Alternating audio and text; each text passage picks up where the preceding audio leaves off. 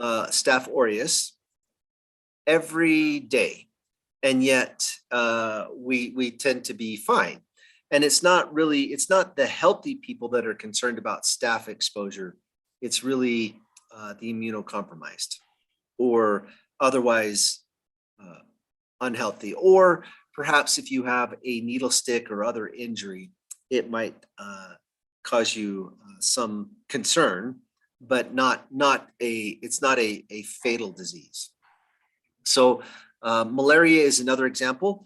Malaria kills millions of people, but people who do get malaria are usually can recover from it, and it's usually the very young children who have. So young children are not these otherwise healthy kind of adult human beings, and so things like cholera and malaria kill millions of people, but it's usually not the otherwise healthy people that they can kill. Category B is all infectious substances that do, so if it's capable of causing disease, but it's not one of these deadly fatal pathogens, then we can throw it in category B. So there are some examples. So if we look at the indicative lists, so this list comes out of the WHO. You'll find it in the IATA regulations. You'll find it in these kind of, they're just examples. It's not exhaustive. It's not a complete list. And if there are new or emerging pathogens that meet the same criteria as something on the list, it should be classified as category A. And note, some people get confused. They think that all cultures must be A and all patient specimens are B, but that's not the case. And we'll take a look at that in a minute. So if you had your WHO guidance document, so this is the WHO guidance document. If we go to annex number 3, which is here at the end, this is where they have, and I'm going to try to blow this up so you guys can see this a little bit bigger. Let me see, where is my,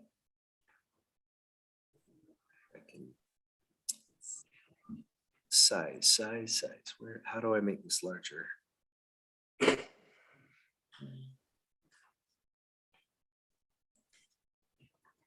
Let's see, rotate, no. I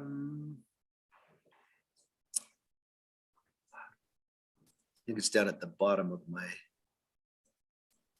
browser window. I have a, there we go.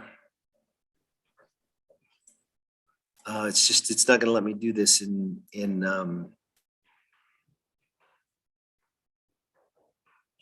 I'm sorry, guys. I don't think I can get this any larger. I can't figure out how. Hold on, maybe here. No, that's not going to do it. Oh, here it is. There we go. You know what? Figure this out. Okay. So these are so if we look here, what it talks about indicative examples. So these of infectious substances included in category A in any form unless otherwise indicated. So, for example, the very first one here we have is Bacillus Anthracis. But you'll notice with Bacillus Anthracis, it has this word, cultures only. And so what that means is if you have Bacillus Anthracis culture, it's considered category A. If it's a patient specimen with Bacillus Anthracis, then it would be category B. So this list, now this is not a full list. Again, these are just examples.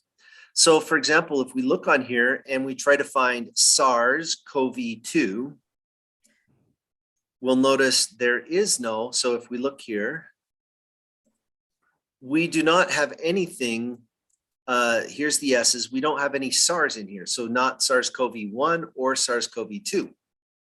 However, we do have something similar to SARS, I guess, in a sense, and that would be right here, the highly pathogenic avian influenza virus.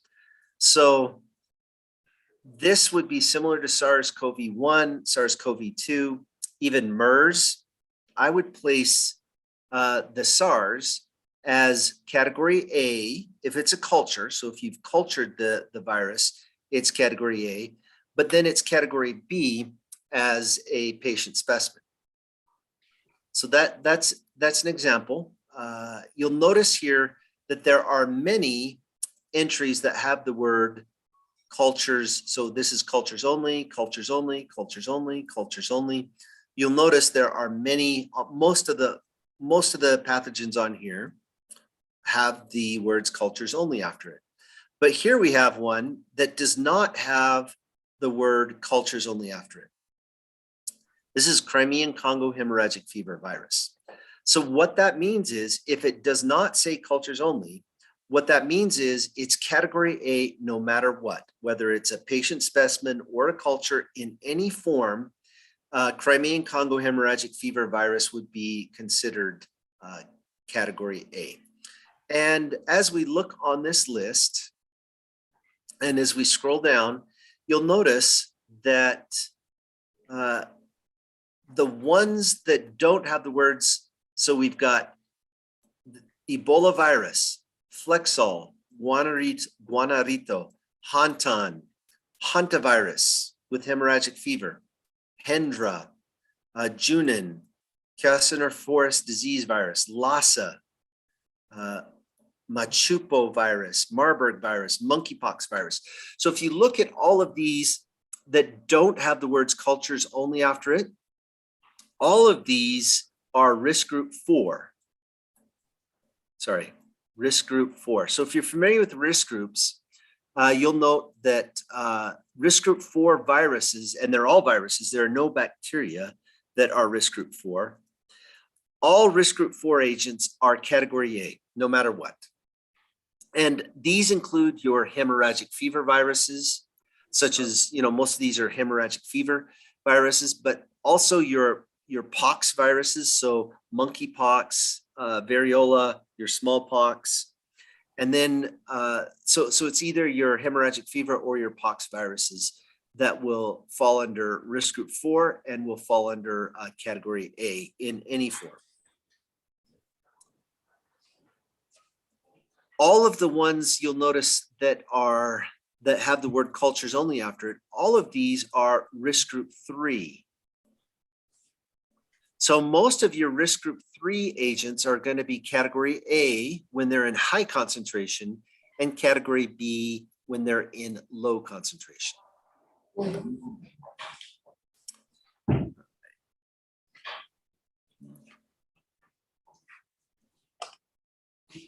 Okay, pop this up. All right. So so you want to just make sure that you want to look at the list to see if your infectious substances fall on that list. If they don't fall on that list, then you can think about the risk group and you can decide whether or not, based on the risk group, whether it should be A or B.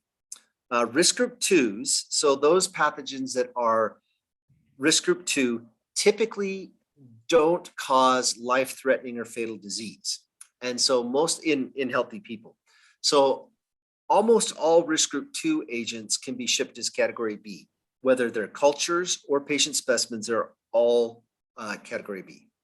All right, so let's try a scenario. So we've got children who are at a local elementary school, and they're developing rashes. So the kids have rashes, but we don't know what the cause is. So it's an unknown agent that's causing these rashes. But based on how it's occurring and the distribution or the spread of the virus, an infectious agent is strongly suspected to be the cause. No one to date has suffered any life-threatening or fatal complications. So the children just get, maybe a fever and a rash, and that's all. So you've been asked to collect samples to test for a variety of possible infectious agents. How would you classify these samples? So what do you guys think? First of all, are these, if you collected, say, blood, or you collected, say, swabs, and you wanted to ship these to the laboratory for analysis, you don't know the agent. What do you guys, and you're going to test for a lot of different agents. So first of all, are these infectious substances? What do you guys think? Yes or no? Infectious substance? Yes. Yes? Okay, yeah. If we strongly suspect an infectious agent is present, then we would consider these infectious substances. Now we've got to decide, is it category A or category B? How many people think it's category A? Go ahead and raise your hand. Do we have, how many people think it's category A?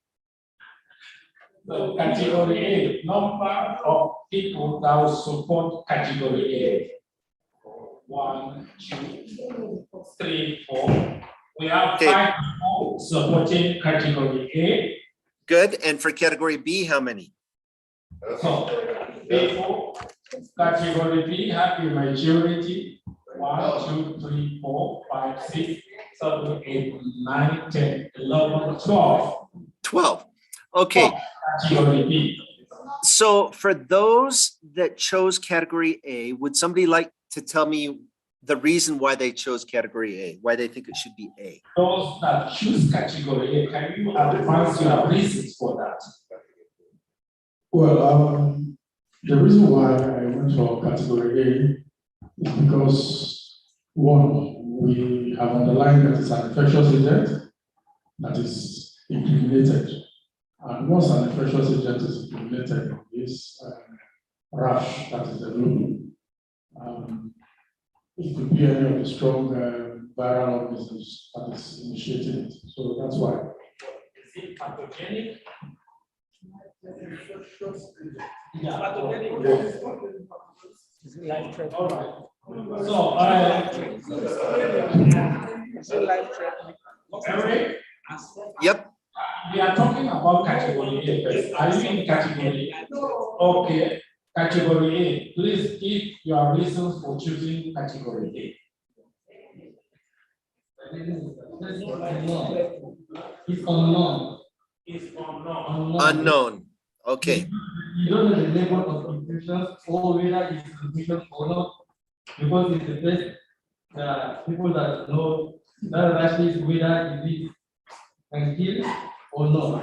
But the main problem is strongly suspected, because anything is unknown, you should put it as somebody as because they don't know what to do. So let me comment really quick. So if I understand what you're saying is, because it's unknown, we don't know what's causing it, there's a lot of concern, and so we're going to be very careful, and we're going to ship it as category A because it's unknown.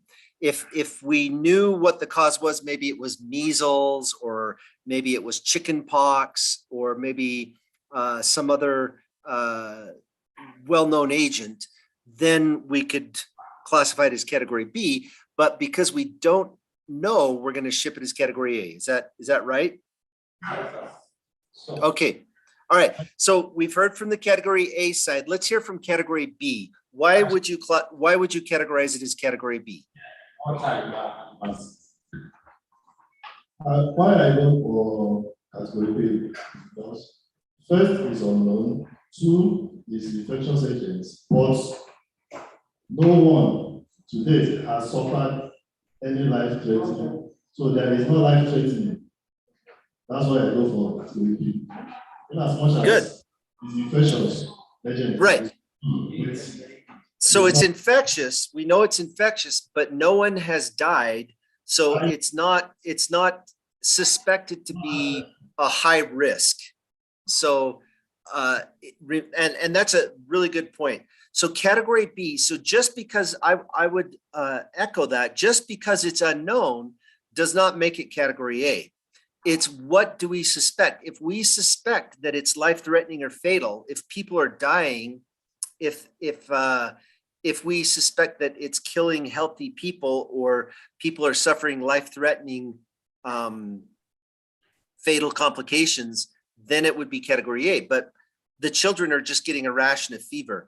So a rash and a fever, if that's the only symptoms, it is not category A. It's only category A if we suspect a life-threatening agent. Does that make sense? All right. I think that personally, I think the correct answer here would be category B. Category B would be the best answer. Now, if a child died, or we had a child get very, very sick and might be close to dying, they're in the hospital and they're suffering really dangerous symptoms. In that case, I would ship it out as category A. But if it's just a rash and a fever, category B would be appropriate. Okay. What if you know or expect a pathogen to be present in the sample, but you don't know which pathogen? Then you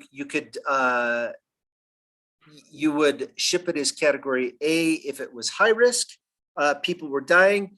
Category B if you didn't suspect a high risk, like risk group 4. Remember, most category A's, particularly if it's a patient specimen. Remember, this is a patient specimen. We're taking blood, we're taking a swab maybe. But if you have a patient or tissue, something like that, if you have a patient specimen, and remember, it's only risk group 4 pathogens that qualify as category A when it's a patient specimen. All right, so let's go on. I wanted to introduce, there are some exceptions. So there are certain materials that are considered not regulated, or another word for not regulated is an exception. So there's a little bit of a difference between the word exception and the word exemption.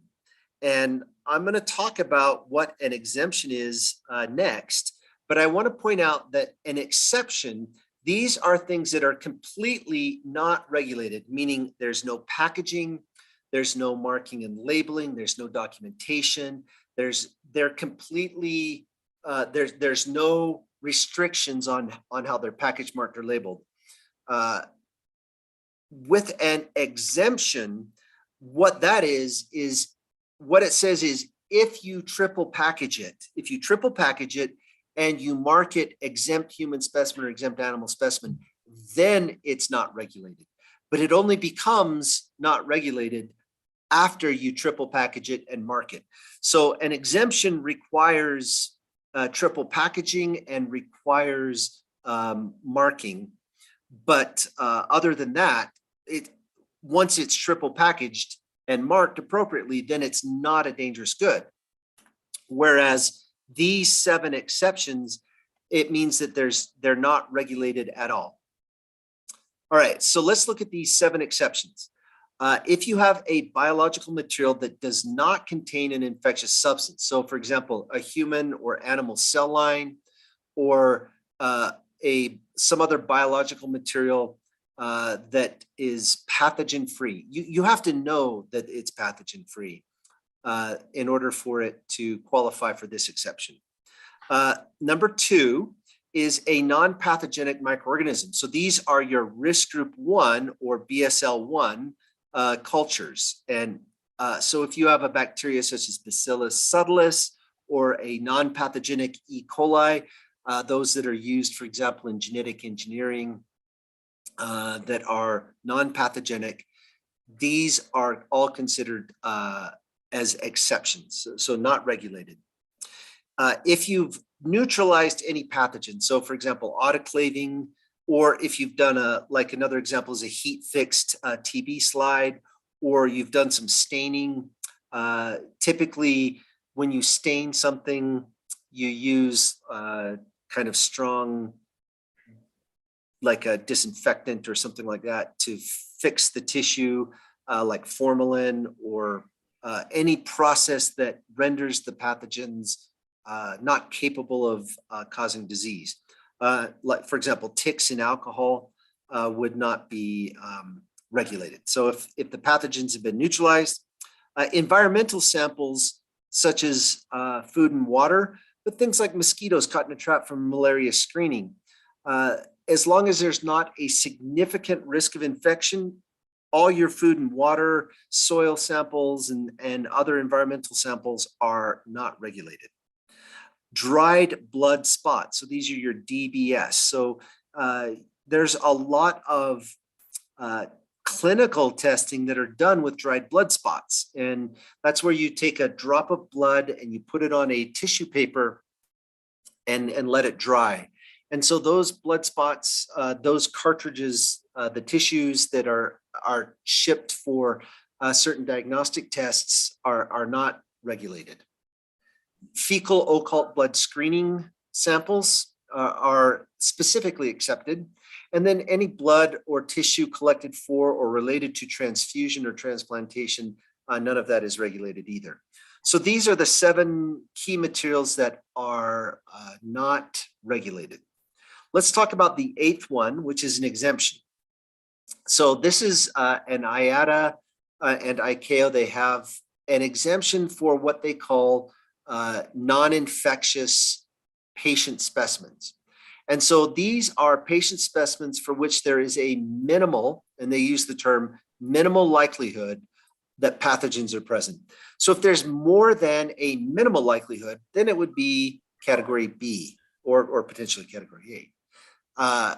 But if there's minimal likelihood, so for example, minimal likelihood would be those types of samples that you're sending for routine screening or things like blood chemistry samples, or maybe you're doing genetic screening, or you're doing some type of research with human material or animal tissue or something like that, where you don't expect a pathogen and where there's very low likelihood that pathogens are present. In that case, you would triple package, and you would mark either exempt human specimen or exempt animal specimen as appropriate. And they have a note. So in determining whether something has minimal likelihood, you can use professional judgment. In fact, you must use professional judgment. It's required. And that judgment should be based on the known medical history of the patient, any symptoms, individual circumstances, and endemic local conditions. So for example, if I know that 15% or 20% of all people in this city have malaria, if I do a blood draw and I ship, say, some of those blood samples for, say, some chemistry screen, I'm doing blood chemistry on these samples, I probably would not ship them as exempt, because I know based on the endemic local conditions that there is more than a minimal likelihood that pathogens are present. All right. Any questions on this? Do you want to do a few scenarios? We're going to go through a few scenarios. We'll go through some scenarios as a group, and then or as a large group, and then I will have you work in small groups to work on a few scenarios. All right. So this first scenario, we have a letter, and it was opened. It was sent to the Ministry of Defense and it was opened at the Ministry of Defense. And when they opened it, the letter said, this, beware, this is anthrax and you've been exposed.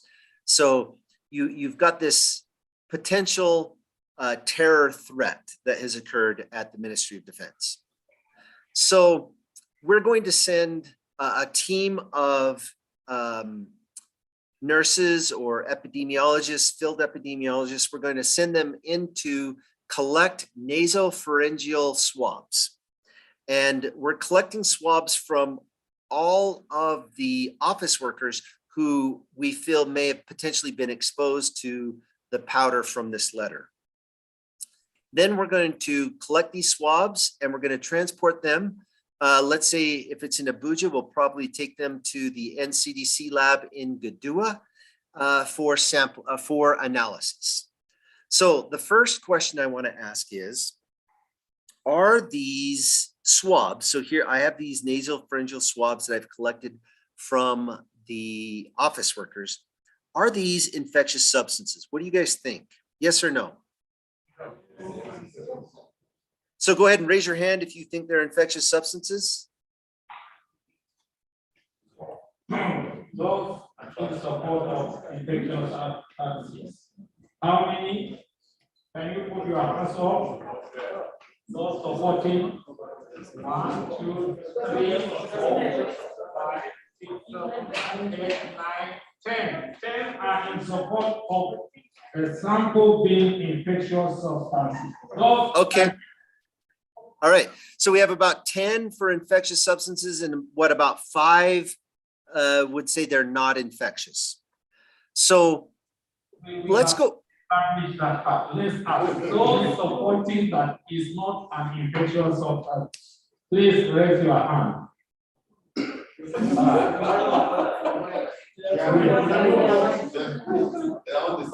So they are undecided. Those that are undecided, raise your hands up.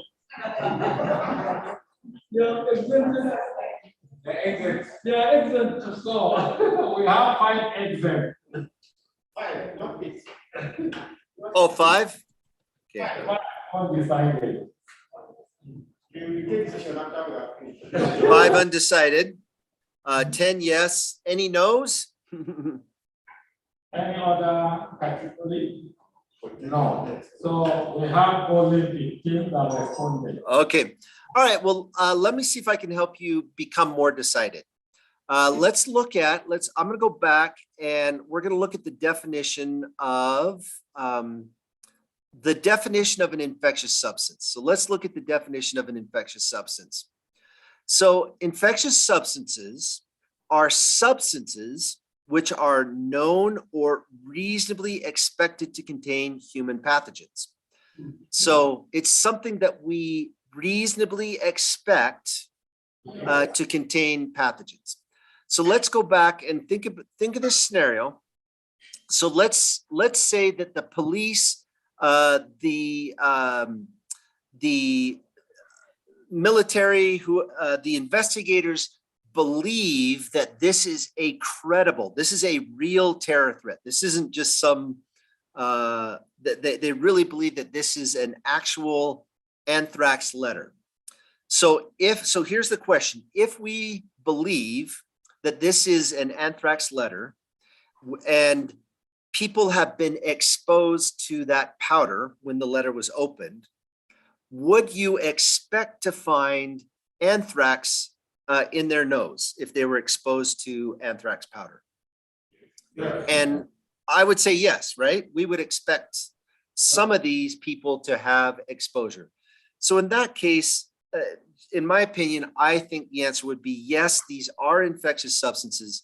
Now, if this was not a credible threat, so if we think that this is not real, that this is a low probability of being an actual attack, and I was just taking nasopharyngeal swabs just to verify or confirm that this is not an attack, then they're not infectious substances. Then I could transport them as not infectious. But if I think it's a credible threat, then I have to ship them as infectious. Okay, would you agree? Yes. Okay, good. So now the next question. So we're going to determine that yes, they are infectious. Now we have to decide if it is infectious, is it category A or is it category B? So let me ask you by show of hands, how many people think it's category A?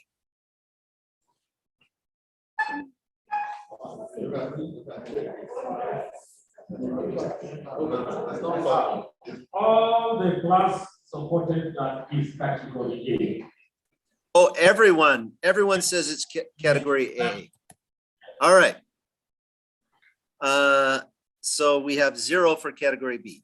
All right. Well, let's look at the list. So I told you before that we suspected this was Bacillus Anthracis, right? That's the cause of anthrax. So the question is, so the white powder, that white powder from the envelope, is that a culture of anthrax? No. We don't know, but we suspect it, right? Is it a culture? So the powder, is the powder a culture?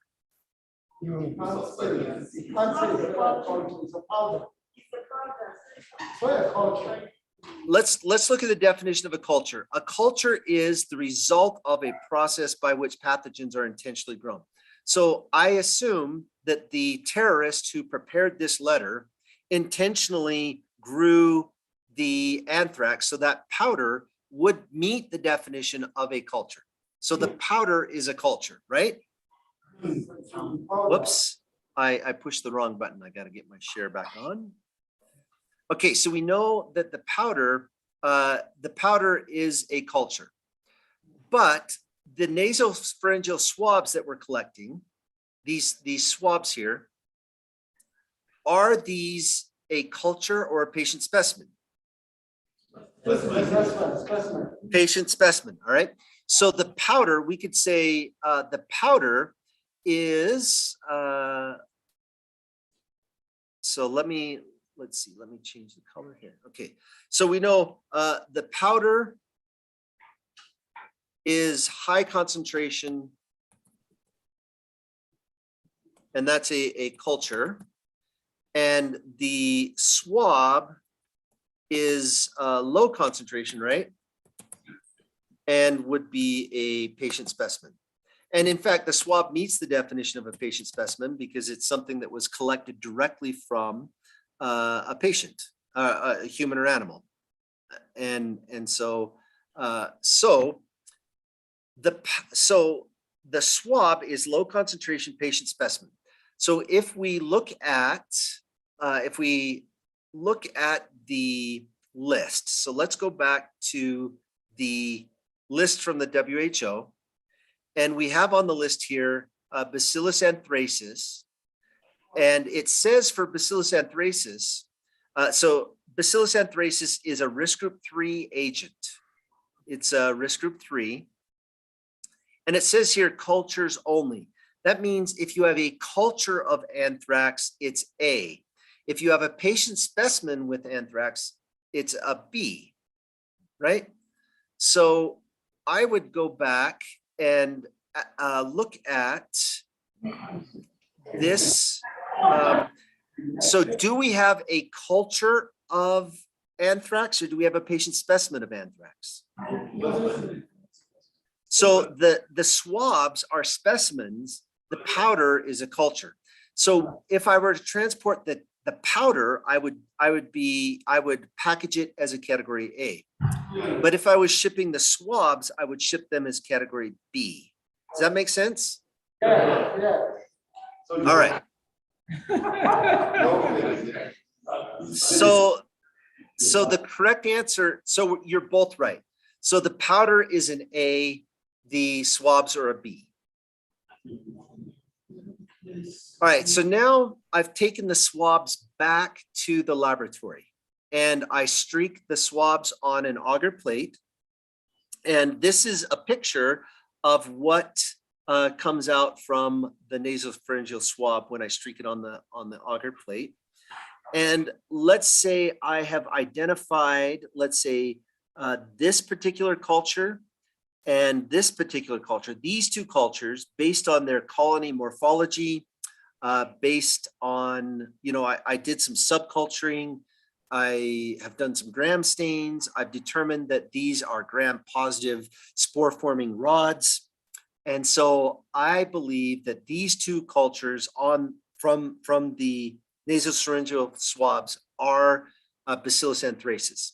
So I'm going to subculture these and prepare agar stabs. And I'm going to ship these say from Abuja to Lagos, I'm going to ship them to NIMR for confirmation, or I'm going to ship them to another laboratory for confirmation. How would you ship the auger stabs, these from this? Would that be an A or a B? These are cultures. A, okay, good. Everyone is in agreement that these would be category A. Okay, good. All right, let's try another scenario. In this case, we have blood collected from a patient with AIDS, and we're going to determine viral load. So the first question I asked, so this blood tube that we've collected here, is this an infectious substance? Yes. Yeah, if the patient has AIDS, then, and I'm doing a viral load analysis, I would expect to find HIV in the blood. And so, yes, this is. Now, is HIV on that list? Do you know what the risk group for HIV is? Risk group of HIV class. Risk group. Yeah, actually, HIV is a risk group 3 agent. HIV can cause fatal disease, right? I mean, 1 million people die every year of HIV infections. But there is a treatment, and there are many people that can live with HIV for many, many years. And so because of the development of a treatment and because of the difficulty, so HIV is a bloodborne pathogen, so it doesn't spread as readily. So that's why HIV is risk group 3. It is on the indicative list. So in fact, if we look on the list, let's go look at that list. So here's the list. If we look here, HIV is right here, human immunodeficiency virus. And we'll notice here that it has the word cultures only after it. So a culture, or say a high concentration of HIV, is considered category A, but a low concentration or a patient specimen can be shipped as category B. So, so the answer here, so we know it's an infectious substance.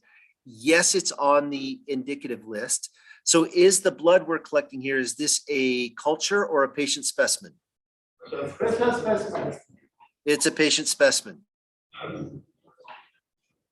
As A or B?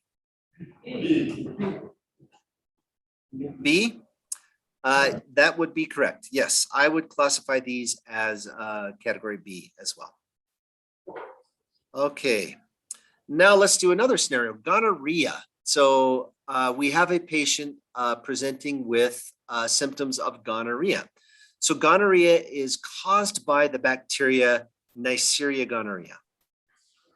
So we are collecting urine. The patient is symptomatic. So typically that means they have cloudy urine and it's painful and the doctor suspects that the patient has gonorrhea.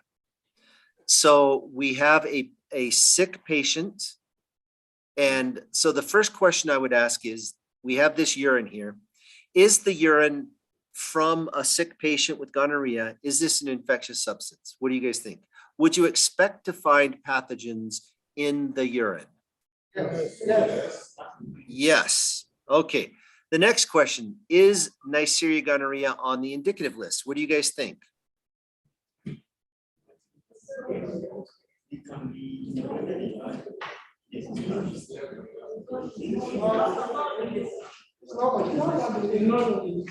Not on the list. Let's just double check. So we could double check really quick, and I'll show you. It's not on the list. So if we look for Neisseria, NiPA, we have NiPA, but we don't have Neisseria gonorrhea. So just because it's not on the list doesn't mean that it, you know, remember, this is not an exhaustive list. This could be so should Neisseria be on the list?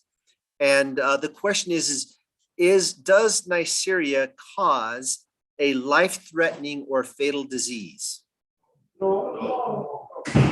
No. And in fact, gonorrhea is easily treated. It's susceptible to almost all antibiotics. It can cause blindness, but that is only in newborns, which are not otherwise healthy.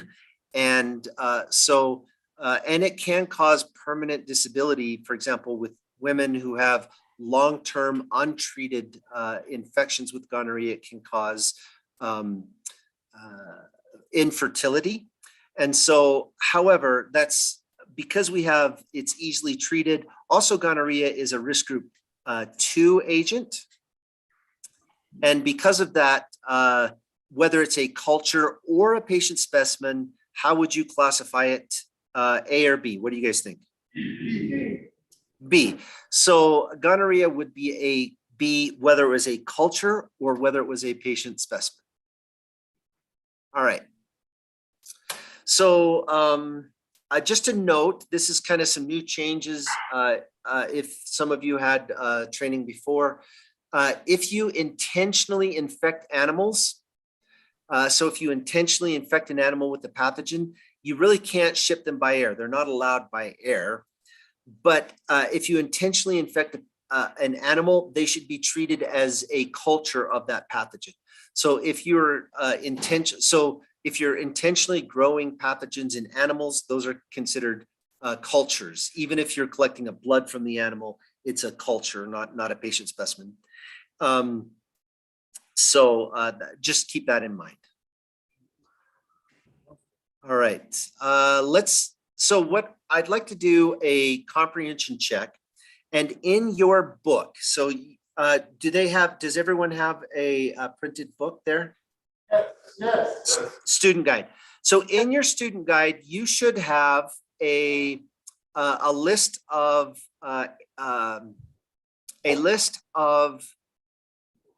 scenarios, and so there you have, like, for example, chicken blood being tested for H1N1 or H5N1. You have a human oropharyngeal swab going for I think it's streptococcus, strep throat, and so on.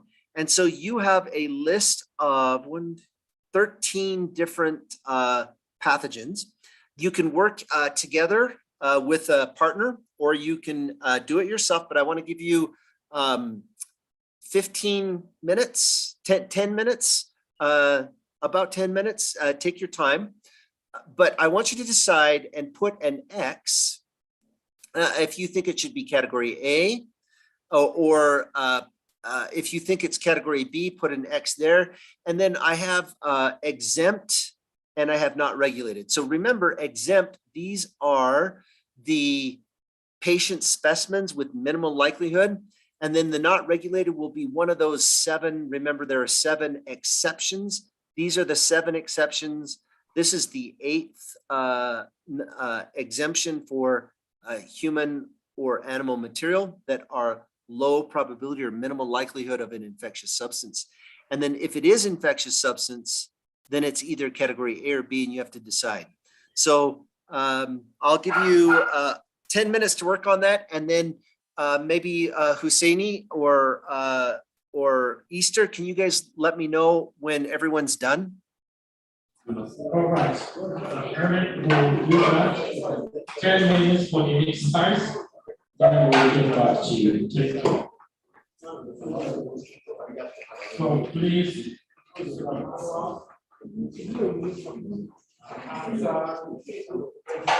minutes. 10 minutes.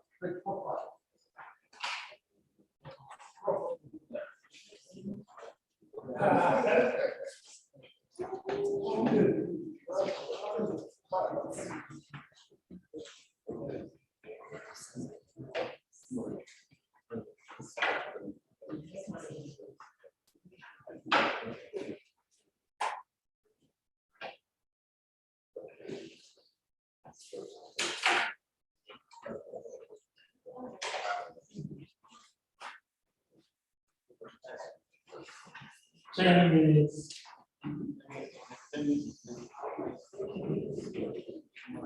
Yes, it's just a matter.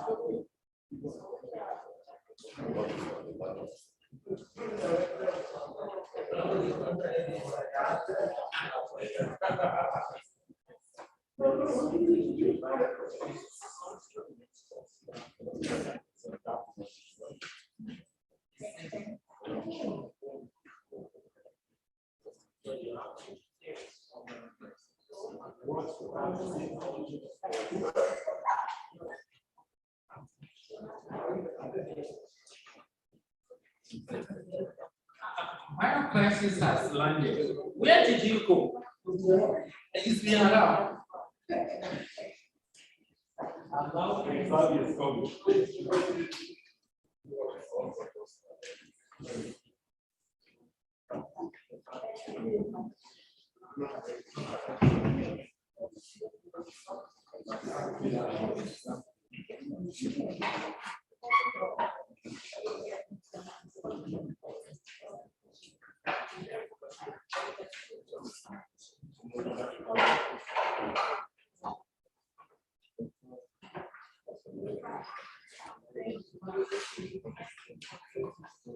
Six minutes remaining.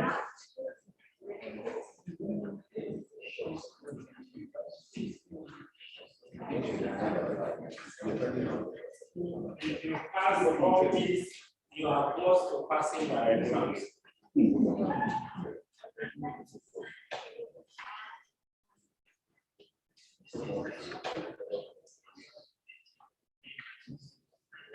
4 minutes.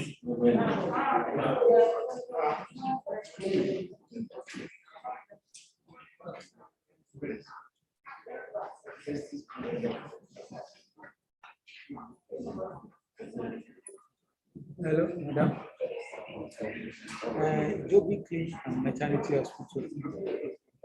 Joby Clinic and Maternity Hospital. Okay, we'll send a scene by WhatsApp.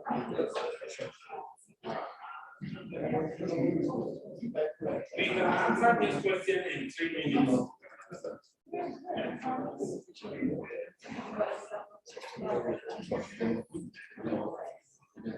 Some people are even working and even they are almost finishing answer, but your own is just mark inside the.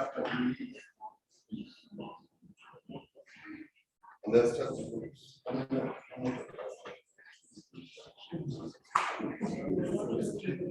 2 minutes.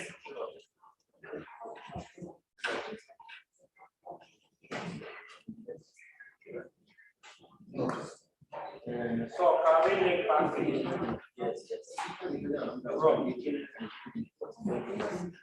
So,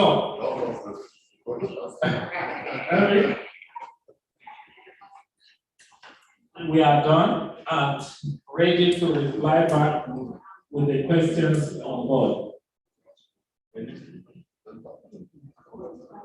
All right, perfect. So let me get back to, where's my share screen? It's not that one. Mark yourself if you are wrong. Be honest to mark yourself. Okay. All right. So let me record. So we have some chicken blood, and we know that this chicken blood is being tested for avian, potentially highly pathogenic avian influenza. So this is the famous bird flu, high risk flu, right? So let me just can you help me, Husseini, and tell me how many people thought that this was category A? How many people chose category A? The first question as category A is only one. 1, 2, 3. 3 people. 3. Yes. Okay, how many people did category B? How many people? 1, 2, 3, 4, 5, 6, 7, 8, 9, 10, 11, 12, 13. 13. Did we have any exempt or not regulated? How many exempt? No. Okay. Now this next one, we have this oropharyngeal swab, and this is what is this being tested for? Was this streptococcus? Yes. Yeah. So we have streptococcus. How many people said category A? Raise your hand. Those for category A, for question number 2. Category A, 1. We have only 1. Okay. And category B?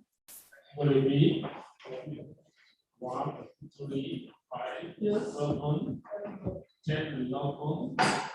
We have 15. 15. All right. That means we don't have any exempt or not regulated. Okay. All right. The next one, we have a human sputum sample. And what is this human sputum sample being collected for? What is the purpose?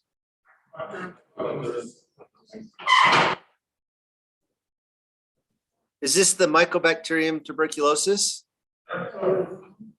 I can't remember. Yes, that is what is the Mycobacterium tuberculosis. Okay, good. So we have an MTB sputum sample. So how many people said category A? How many category A? 1, 2, 3, 4, 5, 6, 7, 8, 9, 10, 11. 11 went for category A. Okay, how many did category B? Category B, 1, 2, 3, 4, 5. 5. Okay. Did we have any exempt or not regulated? I assume not, because that's 16. All right, now I have a culture of acid-fast bacilli. So it's a culture of acid-fast bacilli. AFB is a diagnostic, is usually diagnostic for Mycobacterium. We don't know if it's tuberculosis or some other Mycobacterium, but Mycobacterium tuberculosis is the most likely candidate. How many for category A? Category A, acid fast. 1, 2, 3, 4, 5, 7, 8, 9, 10, 11, 12, 13, 14, 15, 16. 16 went for category A. All right. And then no one for category B because we only have 16 people in the room, right? Yeah, because we have some people coming in, so we have increase in number. So let me ask for category B. Who are those for category B? 1. Category B. So we have only 1 for category B. Okay. We have a dead bat. This is going for rabies. We're going to test the bat for rabies. It bit someone, so we suspect that it might be rabid. And it comes from an area where there is rabies is endemic. So how many for category A? It depends. How many are going for category A? Please raise your hand. For rabies. 1, 2, 3, 4, 5, 6, 7, 8, 9, 10. 10. Okay, 11. 11 went for category A. All right. Did we, oh wait, did you say 11? Yeah, 11. Oh dear, okay, let me see if I can fix that. 11, there we go. And then for category B? It's 10. You wrote 10 instead of 11. Yeah, it should be 11. Let me just do that. 11. So for category B, 1, get that testing for rabies. 2, 3, 4, 5. There are 5 people for category B. B. Okay, and again, let me know if anyone chose exempt or not regulated. Exempt or not regulated. All right, so now we have human breast tissue biopsy. This is for cancer, and it does say otherwise. So it's for cancer biopsy, and it does say we know the patient's history, right? No. Okay, so what do you guys think? Is this category A? Anyone for category A? So do we have people going for category A for human breast tissue biopsy? Cancer. Those going for category A. Yes. Okay, we have 2 for. One for category A. All right, hold on. I'm just gonna say that is wrong. So with the human breast tissue biopsy, there's no, well, anyhow, we'll leave it at that. Anyone chose category B? Category B, do we have anyone? Okay, category B, we have 1, 2, 3, 4, 5, 6, 7, 8, 9, 10. 10? Okay, and then any for exempt? How many? 1, 2, 3, 4 went for exempt. 5 for exempt. 5, and then any for not regulated? Not regulated. No. Okay, good. Culture of Staph aureus. Culture of Staph Aureus. Any A's? Those for category A, your hands up. Category A for culture of Staphylococcus aureus. Culture, how many for A? 1, 2, 3, 4, 5, 6, 7, 8, 9, 10. 10, 11. Who is that? It's 10. Okay, 11. 11 went for A. For B. B. 1, 2, 3, 4, 5, 6, 7. 7 went B. All right, how about exempt? Any exempt? We have exempt? No. Okay. No. I said no. All right, so the next one we're going to look at is a human pustule skin scraping. This is for Variola virus, which is smallpox. Smallpox, human, pustule from skin scraping. And How many A's? how many A's do we have? The human pustule skin scraping is human sample, but you are actually testing for pox. And those supporting category A, please your hands up. A.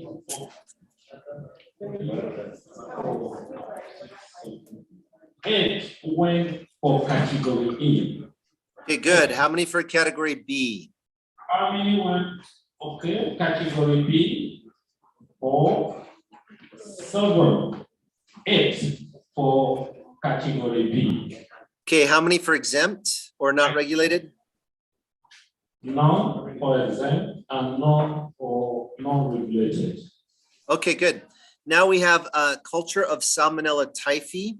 So what do you guys, how many for category A for culture of Salmonella Typhi? Category A, culture for Salmonella Typhi. 1, 2, 3, 4, 5, 6, 7, 8, 9, 10. 10 went for A. Okay, and how many for category B? Category B, 1, 2, 3. Only 3 went for category B. All Okay, exempt, non-regulated, no. All right.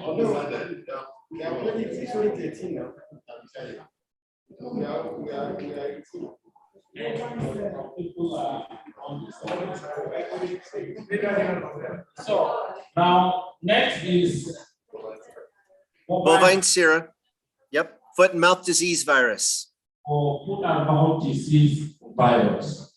So how many choose category A? Category A.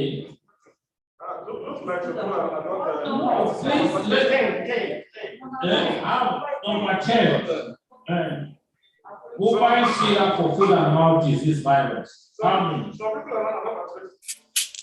So for category A, you have 1. But biocrisis.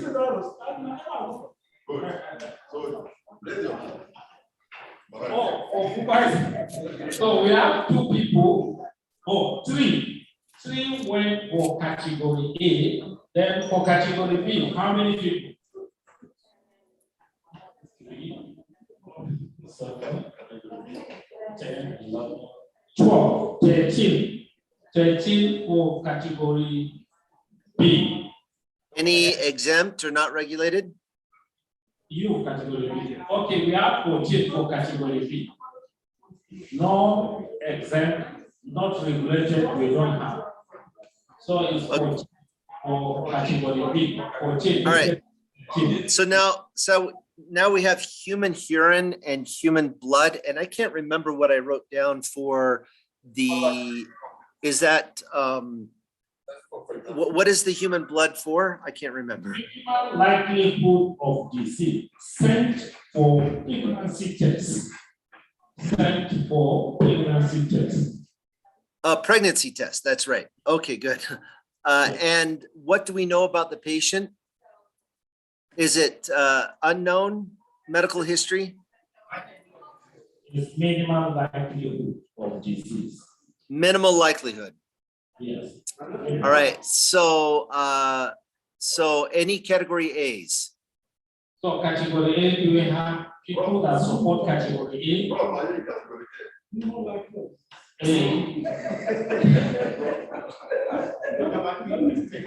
Those for category A. So 0 for category A. Okay, 0. Any category B's? Category B. Category B. How many? 3, 4. 5. 5 went for category B. Okay, exempt. How many exempt? 1, 2, 4, 6. We have 11. 11 for exempt. 12. 12. Yeah. Okay, any not regulated? Non-regulated. No. All right. McDonald's French fries. McDonald's French fries. Not regulated. So, how many for category A? No. 0. Category B? 0. Exempt? 0. Non-regulated. Everybody. All right. And then a culture of Bacillus Anthracis. Culture of Bacillus Anthracis. Those for category A. Please raise your hand if you are for category A. 4, 8, 9. All the class 17 went for category A. Okay, good. All right. So let's talk about these. I don't think I need to talk about the McDonald's French fries or the culture of Bacillus Anthracis because I think it's clear that everyone got those right. But we have some differences with this first one, the chicken blood. Yes. And if you look at, and I'm gonna stop sharing that. And oh shoot! Don't tell me. No. Shoot! I've lost all my numbers. Dang it! All right. Well, if we go back to where is that? Just a sec. Number one, I think the class needs to differentiate between specimen and cultures. These are There it is. Okay, so all right, here we go. I'm ready to share now. Let's see.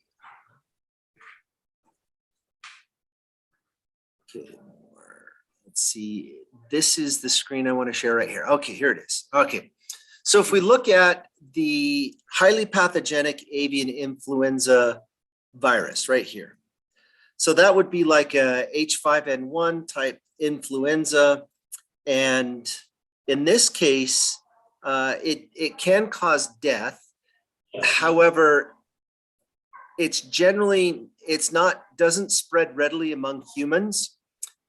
So if you have a bird flu that is making a few farmers sick or people with lots of exposure to birds, chickens or something like that, but no one else is getting sick, then we have a flu virus that is dangerous, but it hasn't turned really, it's not your pandemic strain yet. And so you'll notice here that under this case, they state that a culture is considered category A, but a patient specimen should be considered category B. So with that in mind, if we go back to our chart, I think your chicken blood should be, there's my annotation. I think the best choice for chicken blood would be, for H5N1, would be category B. However, if you did want to ship it as category A, I would accept category A. That would be fine. But I think category B is the best answer for this one. The next one, we have Oropharyngeal Swab. And so in this case, we have, again, this is so H5N1 is a risk group 3 pathogen. So it's not in culture that can be So let me put the text in here. So this is a risk group 3 pathogen. The oropharyngeal swab. So if you look up Streptococcus, so Streptococcus is a risk group 2 pathogen, and Streptococcus rarely causes anything worse than just a sore throat. It's rarely fatal, and when it is fatal, it's only in cases of somebody who's severely immunocompromised. And so otherwise healthy people do not suffer severe complications from Streptococcus. So category B is the correct classification here. So for the human sputum sample, this is with the MTB. So we know that Mycobacterium tuberculosis is a risk group 3 pathogen. And if you look up MTB, it would be a, MTB is a category A as a culture, but category B as a patient specimen. So this is a patient specimen with MTB. So the proper classification for this would be category B. It's a patient specimen of TB. So patient specimens, low concentration, can be shipped out as category B. A culture of TB, so this next one is a culture.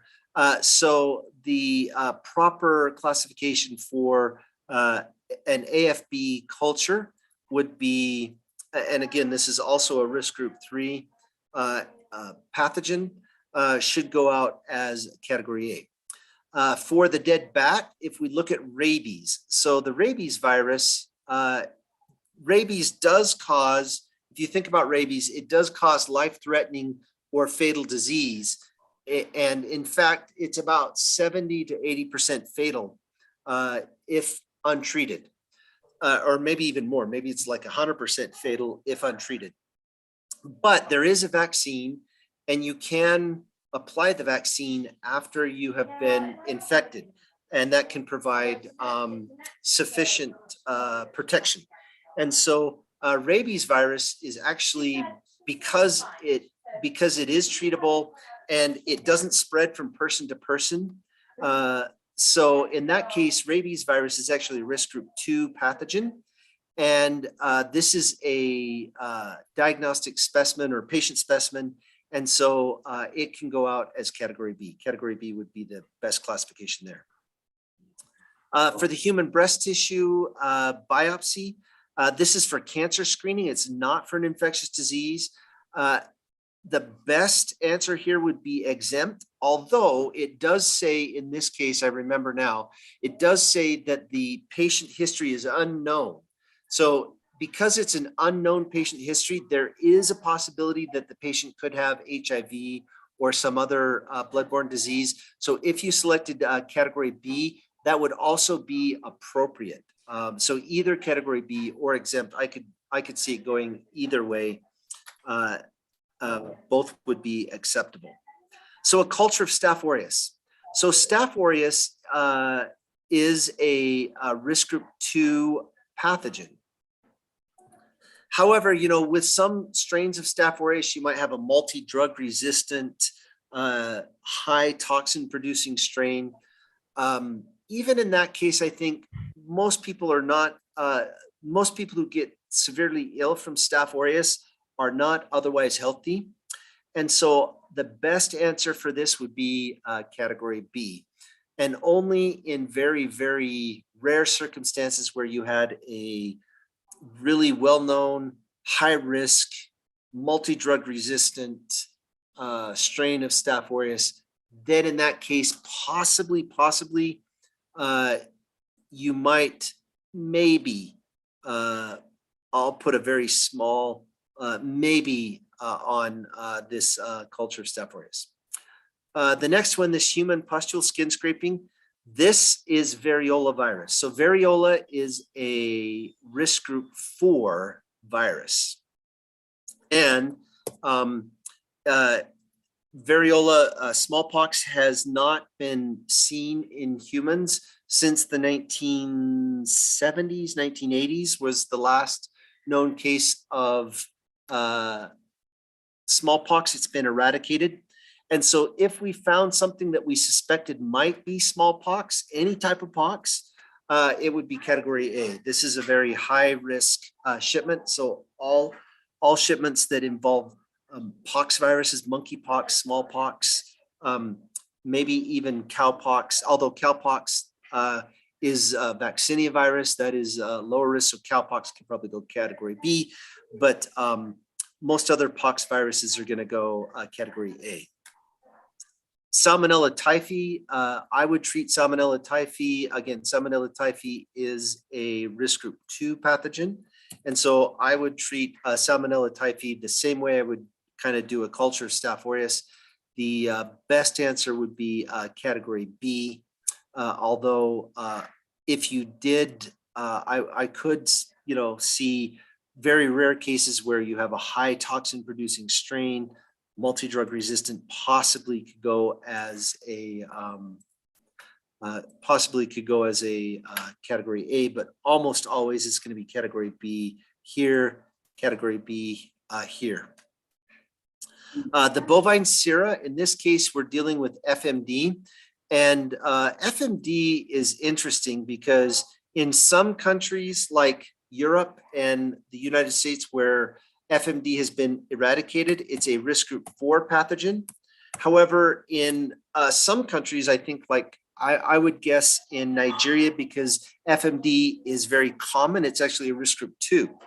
And so or, maybe, so it's interesting, depending on where and how you're shipping the bovine sera. And so it could be, risk group 2, it could be risk group 3, or it could be risk group 4, depending on the country and the presence of FMD in the environment. So I would say, because if you look at the list of, bovine FMD is on the list, but as a culture only, what is it considered category A? This is not a culture, it's sera, it's a patient specimen. So in this case, category B would be the best answer. Although if you're shipping it to the US or Europe, I could see category A being acceptable if you wanted to ship it as a category A. The human urine and blood, the patient history is well known. This is for a pregnancy test.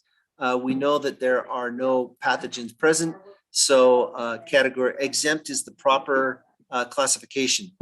And then McDonald's French fries are not regulated. And then the culture of Bacillus Anthracis, everyone got that right, was category A. So this is how I would classify these samples. Are there any questions on this? Any question on this? Who scored 100 from 100? Let's see your hand. You can only one.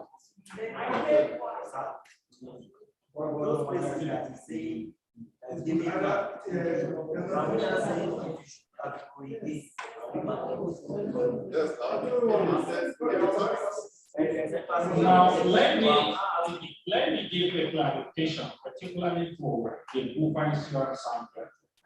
FMD, as you have said, is endemic in Nigeria, and samples that using a bovine sera, we categorize it as category B.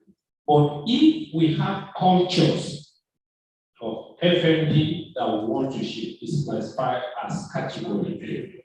But if you are shipping it to Europe, that FMD has devastating consequences on economy of the nation, then whatever you are shipping from Nigeria, if it is bovine sera sample, you move it as category A, simply because of the devastating consequences of the disease to the economy. Yes, the bovine sera. But if it is within Africa, because the virus is endemic in Africa, you move it as category B. Thank you. All right. Thank you for that answer. And that is absolutely correct, Ularamo. Thank you for doing that. Do we have any other questions or anything on this? So please, questions, if you have any additional things to ask, please go ahead. Yes.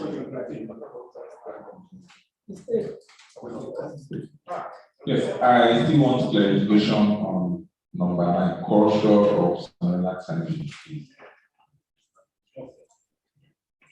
I mean, did you hear? Okay. Yeah, so he wants a little more detail on the culture of AFB. This one? Salmonella Typhi, culture of Salmonella Typhi. Oh, the culture of Salmonella, this one. This is the one? Okay. Yeah, so Salmonella Typhi. So one of the things, if we look at Salmonella food poisoning, Salmonella can cause severe food poisoning. In fact, in the United States, there's an estimate. I was looking at the MMWR that 250,000 cases of Salmonella poisoning occur in foodborne illnesses occur in the US every year. So of those 250,000 cases, fewer than maybe 10 or 20, very few actually have severe complications or die from Salmonella poisoning. And so this is, it's going to make you very sick. People get very ill. and but it doesn't cause permanent, life-threatening, or fatal disease in a vast majority of people. So if you look at, say, 250,000 cases, and from 250,000 cases, we have maybe I don't know, I'm just guessing on the number here. Let's say 100 deaths. In that case, if you have 100 deaths out of 250,000 infected, it's a pretty low risk as far as pathogens are concerned. And another thing, if you think about Salmonella Typhi, if you look at it, it's a risk group 2 organism. And we know that risk group 2 organisms, whether they're cultures or patient specimens, are all category B. It's the same with Staph aureus. So in the same way that you would ship Staph aureus, that's how I would treat Salmonella Typhi. Does that help answer your question? Yes. Any other questions or thoughts on this? Yeah.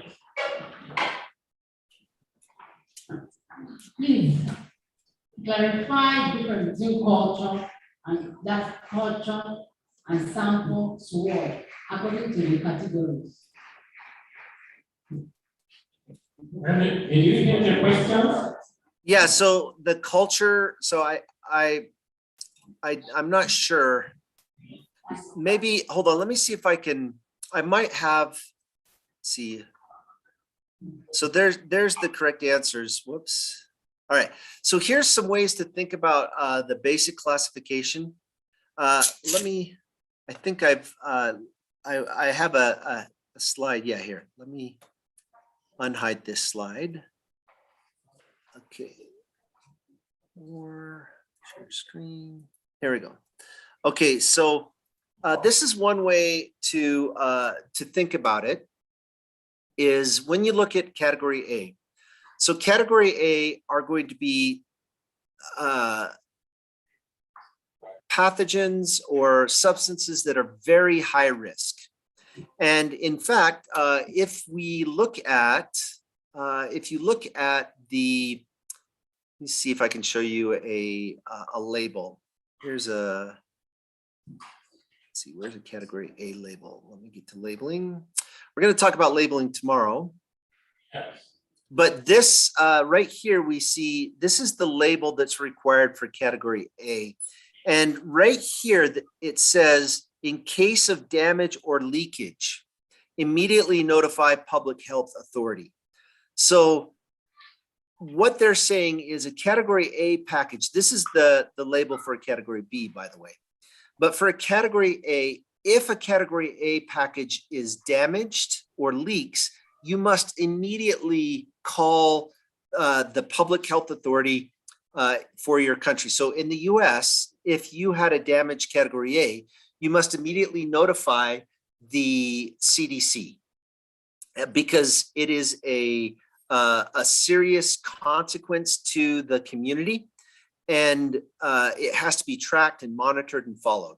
So category A are those shipments that if they spill or leak, it is a national emergency, essentially. There are permanent consequences, life-threatening, fatal disease. And when you look at risk groups, all risk group 4 shipments are considered category A. And risk group 3 that are cultures, the high concentration risk group 3 are considered category A. When we look at category B, these are moderate to low risk shipments compared to the category A. People who get infected with category B pathogens typically have short-term consequences. So you're sick for a week or 2, but you recover. There are usually treatments available. They don't readily, or they may not readily spread from human to human. For category B, if you look at risk groups, risk group 3 patient specimens are considered category B, whereas risk group 2 pathogens, all risk group 2 pathogens, whether they're cultures or patient specimens, would go in category B. And then the exempt not regulated, these are minimal risk, no consequences.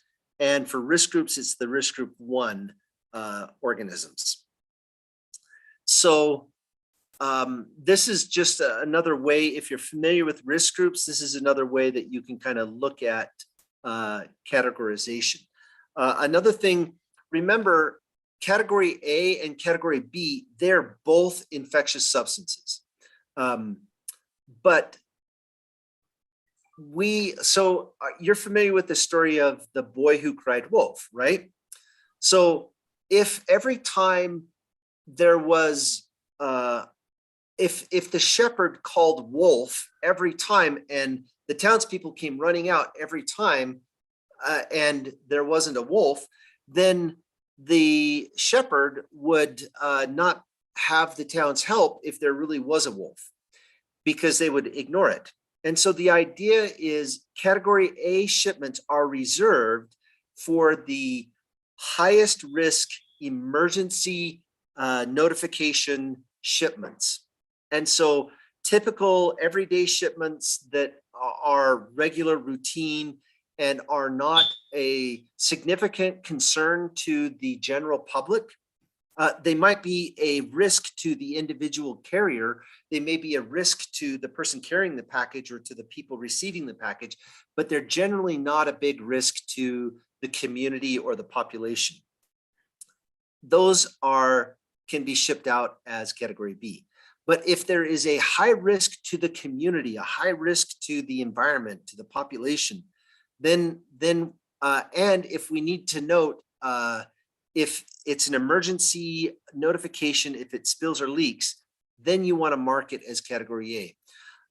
You know, we could ship everything as category A if we wanted, but if we shipped everything as category A, then nothing would be really, if everything was category A, then no one would pay attention if it spilled or leaked. And that would be a real problem if it really was a wolf. Does that make sense? Yes, it does. Good. And I hope that answers your question. Are there any other questions or thoughts on this before we go on?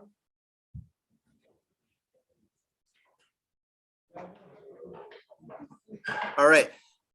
Ultimately, 99.9% of your infectious substances will be category B. This is 99.9% of all shipments. Maybe 99.99% of all shipments are going to be category B.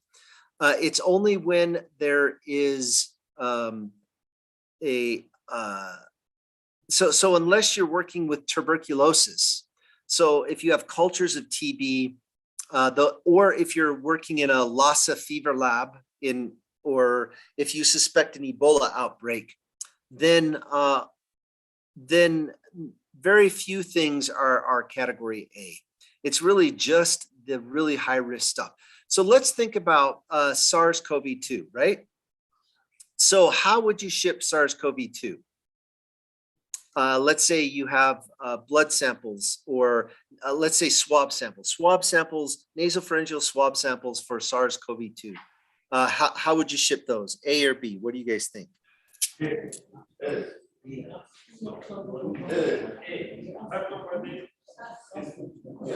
Those were in first decision, all the class went.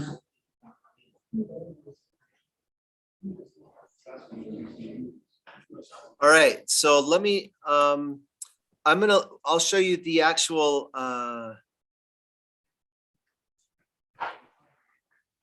I'm gonna pull up the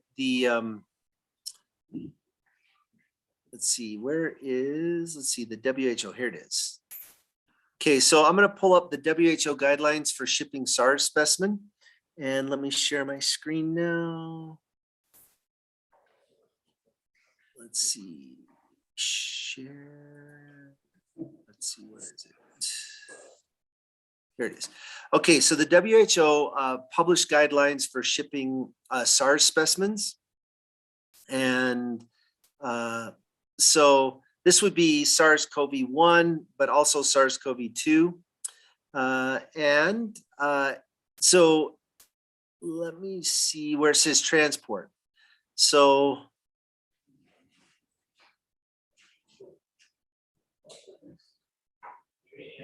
I thought it was here. Let's see. No. This is for SARS. Let me find SARS-CoV-2. That's not the right one. It is.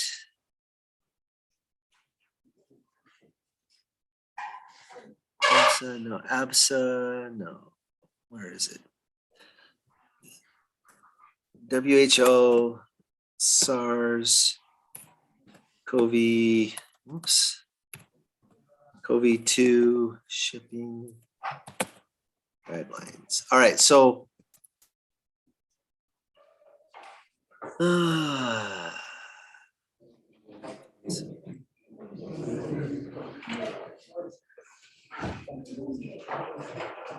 okay, maybe this is it. All right. Yes, so they have this, this is a PDF file. Can you see that? Are you guys looking at the PDF file? Yes. Yes. Okay, so this is what it says.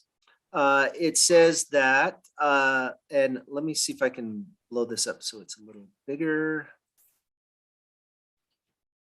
Here we go. So it says for nasopharyngeal swabs with viral transport media, that's VTM or sterile saline, this is the temperature you should ship it at. And then this is the shipping category right here. So the WHO calls SARS-CoV-2 nasopharyngeal swabs. So patient specimens should be shipped as biological substance category B. And if you look, and we can scroll down a bit, it does say so tissue, biopsy, autopsy, lung tissue, bronchial alveolar lavage, sputum samples, serum, whole blood, urine, stool, all of these are category B. But it does say for isolates or cultures, it should be in here. Where is it?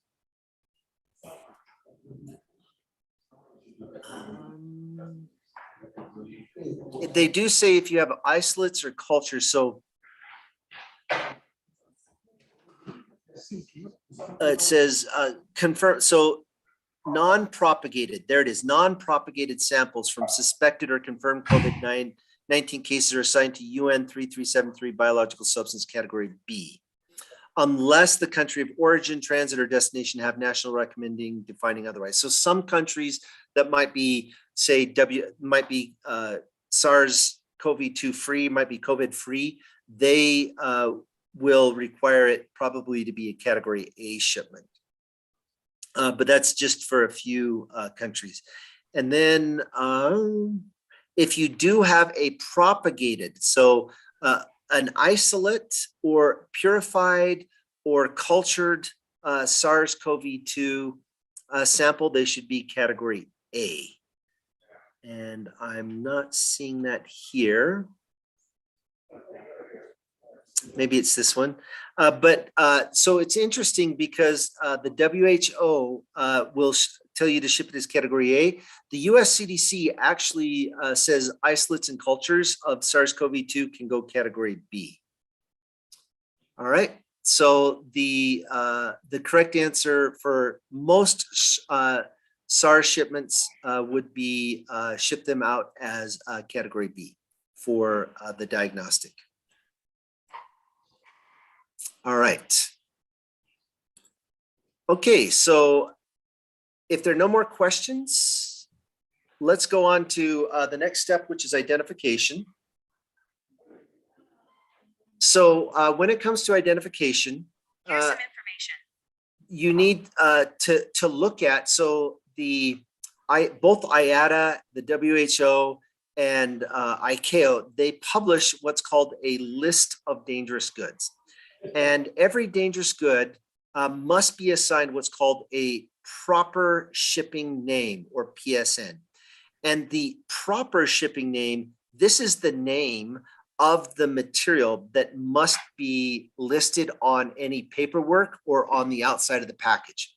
So the PSN, the proper shipping name, must be written on any airway bill, any shipper's declaration, any paperwork that accompany it, and it must be recorded on the outside of the package. And the proper shipping name identifies the material, and everyone in the world uses the same list of names. And so, like for example, in Nigeria, you call the substance that you put in your car is called petrol. In the US, we call it gasoline. In Iraq, they call it benzene. In Morocco, they call it gazbens. And in some countries, they call it motor spirits.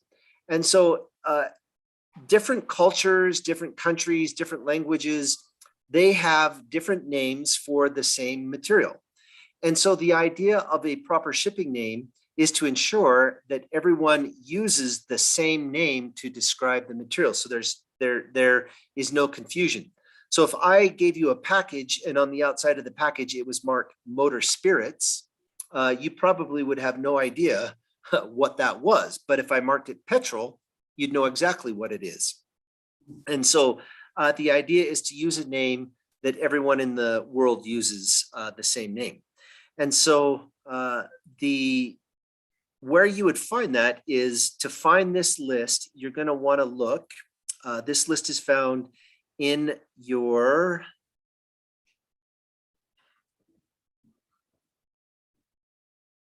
WHO guidance document, and it is listed at the end. There is a table. It's in the annex. Here's the table right here. And it's a little, I got to blow this up a bit. So here's the table. And on this table, there are some important information. You're going to have in the first column here is the UN identification number. So every name, so column 2 has the proper shipping name. So this is found in column 2. So every proper shipping name has a number associated with it. So for example, ethanol, we have right here, ethanol has a UN 1170, and that is the number, and the number and the name always go together. Now, one of the interesting things, if you look here for ethanol, there are actually 4 proper shipping names that could be used for ethanol. You could call it ethanol, you could call it ethanol solution, you could call it ethyl alcohol, or you could call it ethyl alcohol solution. So any of those 4 names would be acceptable. For medical waste, we had talked about medical waste before. There's the number for medical waste. It's UN 3291. And there are actually 5 proper shipping names. You could call it biomedical waste, or bio in all caps, medical waste, or clinical waste unspecified, medical waste, NOS, or regulated medical waste. Regulated medical waste, this is the one that I use most frequently. That's one I'm familiar with. So if you look on the list, for us, there are 3 proper shipping names that apply. And let me scroll down so we can see this a little better. So the 3 names, and why is, here are the 3 names. So the 3 names you need to know that are most important are right here. Biological substance, category B. So this is the proper shipping name for a category B infectious substance. And then you have infectious substance affecting humans. That's for a category A. And then the other proper shipping name for category A is infectious substance affecting animals. Now you'll notice on this proper shipping name, infectious substance affecting animals, it has the word only after it. And the word only is there. Let's see if I can hide, whoops. All right, so the word only is there to indicate, so only is not part of the proper shipping name, but it's really there to indicate that the pathogen in question, you select this proper shipping name if the pathogen only affects animals. If it affects both humans and animals, so if it's a zoonotic agent, so for example, Bacillus Anthracis affects humans and animals, then the proper shipping name is infectious substance affecting humans. So if we if we go back to the indicative list, so this is the list of pathogens, you'll notice here on the indicative list that it has UN 2814 infectious substance affecting humans. So all of these microorganisms are considered infectious substance affecting humans. Doesn't matter if it came from a chicken, or if it came from the soil, if it came from the air or water, or if it came from a human or an animal or a patient. If you suspect it's one of these microorganisms, then the proper shipping name for it is infectious substance affecting humans. When we look at the infectious substance affecting animals, so as I scroll down, here is where the UN 2900 infectious substance affecting animals is. And so there are 13 agents that are listed here. These are animal-only pathogens that are high risk. And you'll notice they all have the word cultures only, cultures only, cultures only, cultures only, cultures only. You'll notice that you'll see cultures only on all of the animal pathogens. It's only when they're in culture form are the UN 2900 considered category A.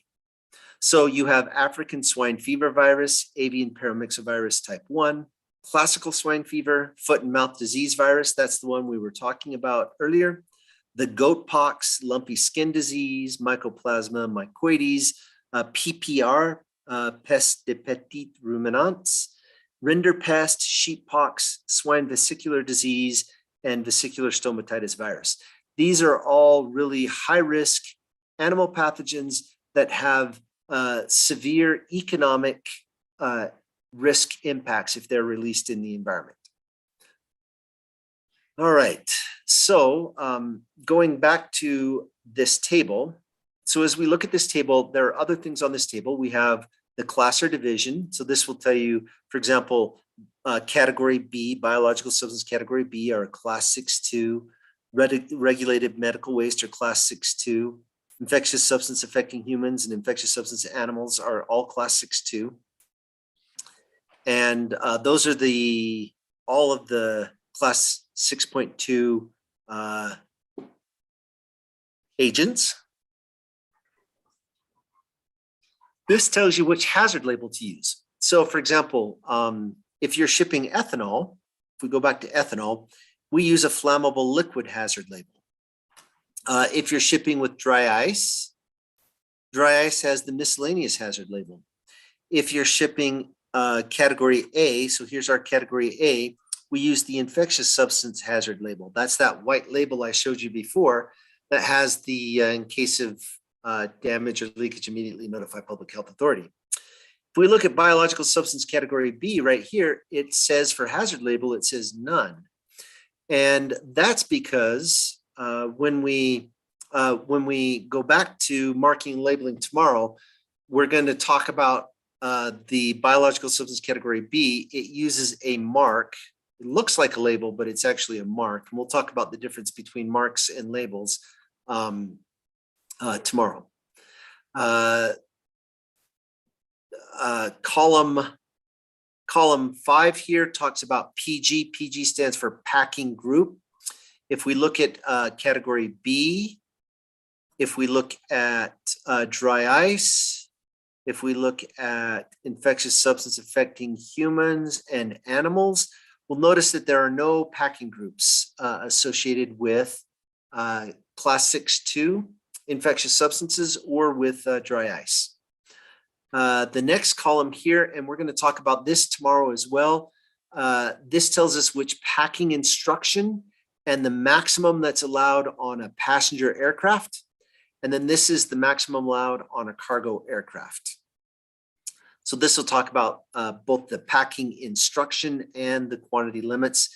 And then this last column talks about special provisions. We'll talk about these special provisions, particularly A81 and A140. We'll talk about those tomorrow. We're not going to get into the detail of that today. But I just wanted to give you a highlight of what's on this list of dangerous goods. All right, so if we go back to our presentation.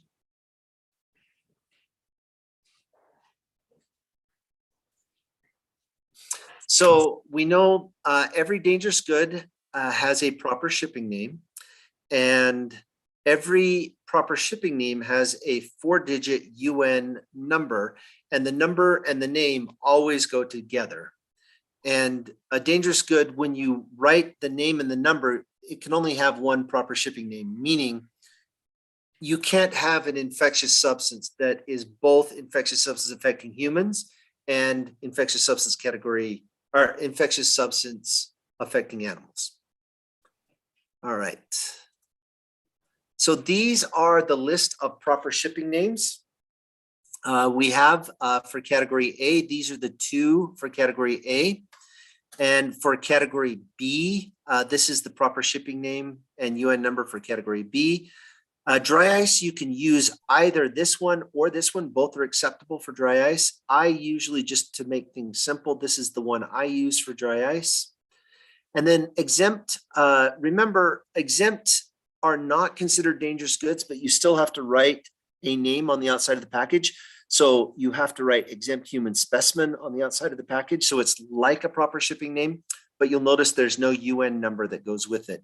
The other thing I want you to point out is everything that's in bold is part of the proper shipping name, but the word only is not part of the proper shipping name.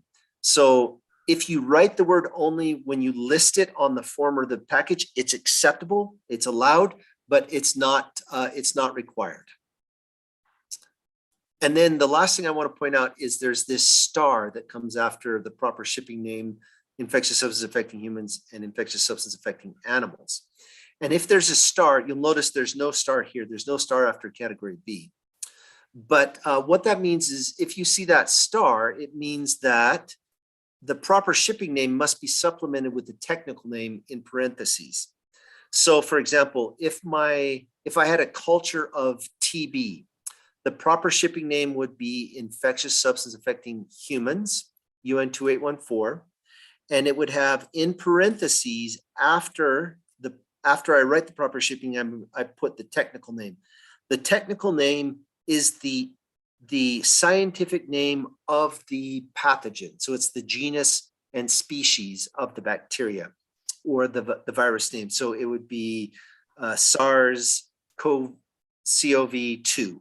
So you'd have to write the scientific agreed upon name of the pathogen, not the disease. So I wouldn't write COVID, or I wouldn't write anthrax, or I wouldn't write MTB culture.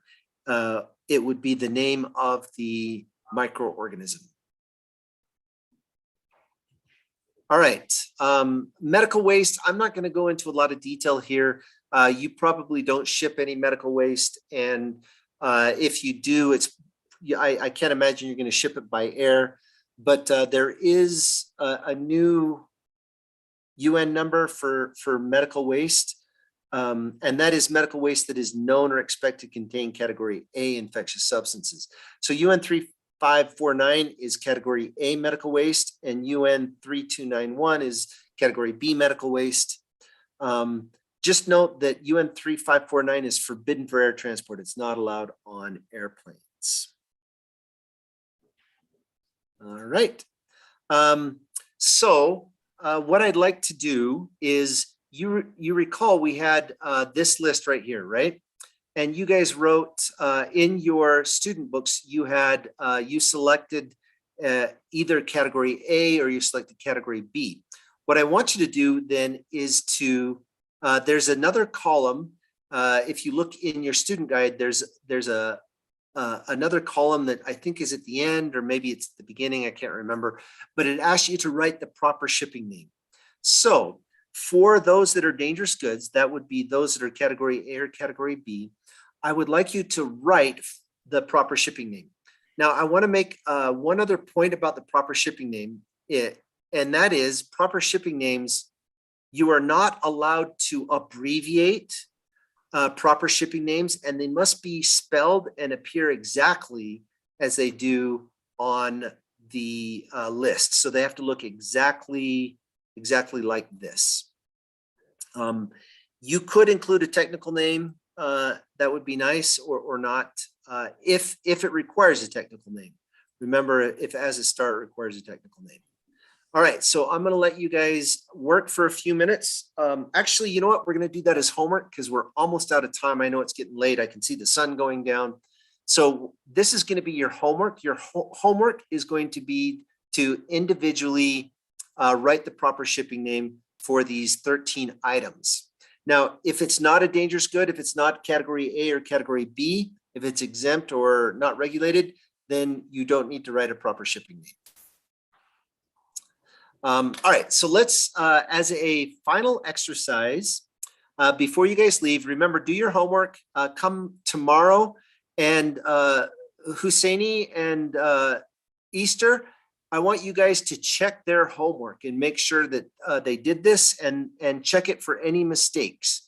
And let me know. I'll be curious to make sure everyone did this correctly, and they didn't make any mistakes. Okay, so let's look at these. I have these following proper shipping names.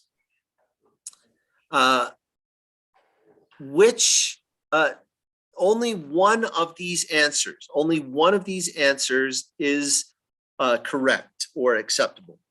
So I want you guys to look at this and tell me what you guys think it is. Is it A, B, C, D, or E? All right. The first person want to give you the answer. The answer is D. Okay, how many people think A is correct? A, please. How many people want you want, please, can you read the question and the answer for A? Hello?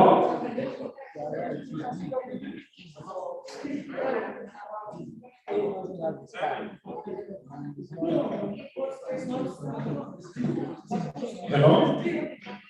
So how many say A is correct? How many?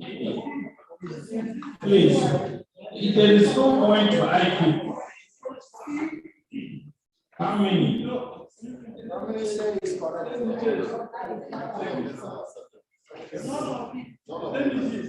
So, no, nobody is choosing A. Okay, good. I'll put 0. All right, how many people for B? B. No, 0. 0? Okay. How many say C?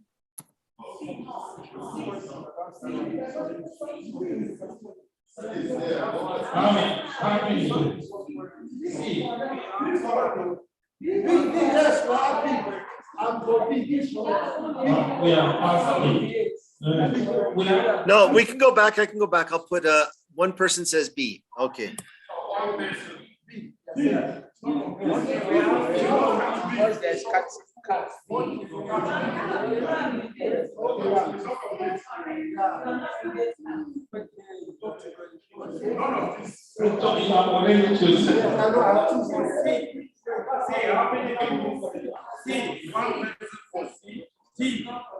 D.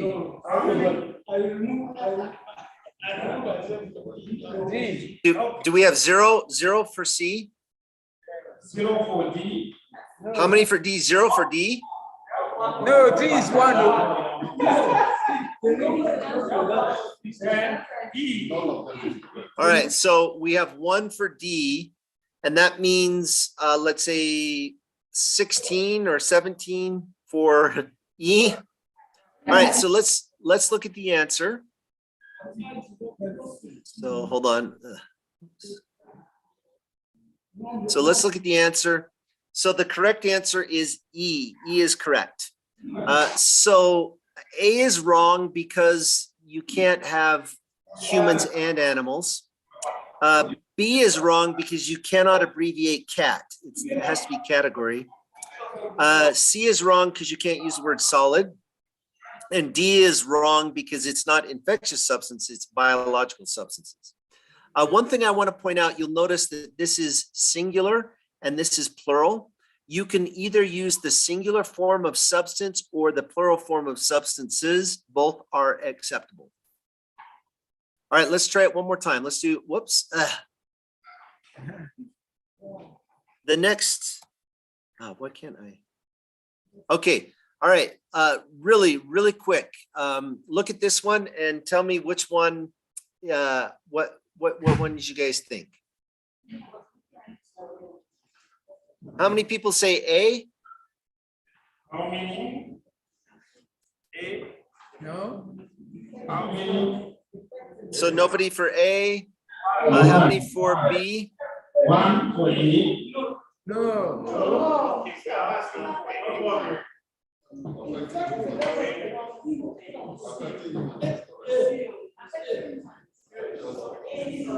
It's supposed to have a start and then to have the How many substance. go? How many have A?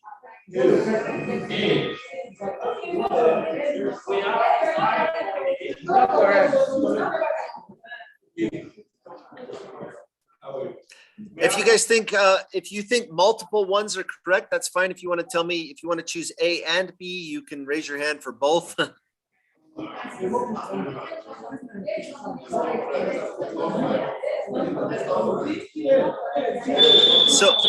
So how many do we have for A? How many think A is correct?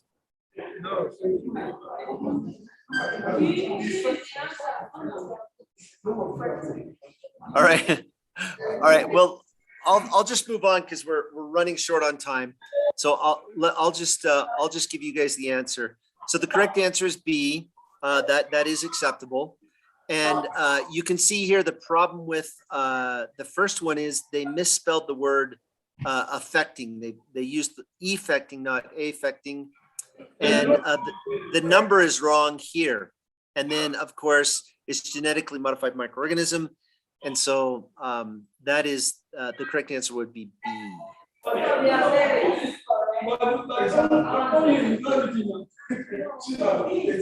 right. So that's where we are with identification. I am finished for today.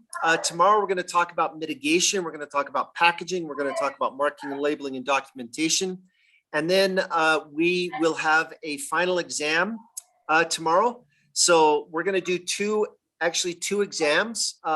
One will be a hands-on exam, and we're going to give, we'll let you work in teams. We'll give you a scenario, and you'll be required to properly classify, identify, package, mark, label, and complete documentation for a given scenario. And then we're going to have you, so that's going to be your hands-on exam for tomorrow. And then we will also have a written exam. I'm going to see if I can get that written exam. I'm going to see if I can get that to you. So it could be done, if I gave it to you as a Word document, you could, I think the easiest way would be to complete the exam as a Word document and email it back to me. Although we could print it and I could have Ularamu and Abiodun and Easter grade the exams. So we have to figure out, I'll have to figure out how we'll do the exam tomorrow. But we have both a written exam and a hands-on exam. All right. Do you guys have any questions before we end for today? No question. All right. Let's start a little early tomorrow. Let's make sure we start at 12 noon. So be here at 12 noon so we can get started right on time. All right. So Eric, thank you very much. I know you were supposed to be having your snake tomorrow. And so we got it short in order to take this session. So we are really appreciative of this gesture. Tomorrow, I want to find out, Eric. Okay. Yes. Do you think you'll be able to finish up by 4 o'clock tomorrow? I could finish the lecture by 4. But the hands-on activity usually takes about a half hour or sometimes an hour. So the lecture portion is not as long, but the hands-on portion can take some time. So if we skipped the hands-on portion, then we could finish by 4. Yes. Do we want to start earlier? We could start earlier if we need. Yes, I think we can start earlier. I pose that question at you because tomorrow some members of the class are going to be taking IFBA certification exam. Okay. And so the earlier we can finish with the shipping, the better, so that they can also take part in the certification. Okay. All right. So if it's okay, why don't we start tomorrow at 11? Okay. Unanimously, the class says it's okay.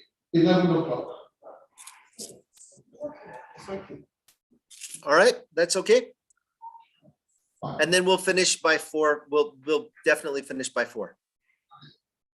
Thank you very much. So the whole class says Atama for Eric. Atama, Atama, Lapado, Lapado, Lapadina.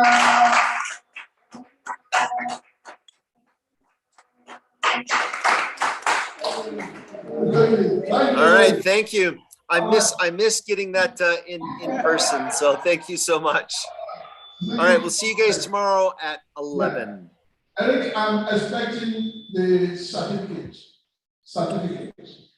Yes. Did I send you the certificate, Abiodun? I didn't send you the certificates for the participants, did I? You have to share the draft of the certificate with me. Yeah, I'm going to do that now. Just a sec. All right. Just a reminder, the class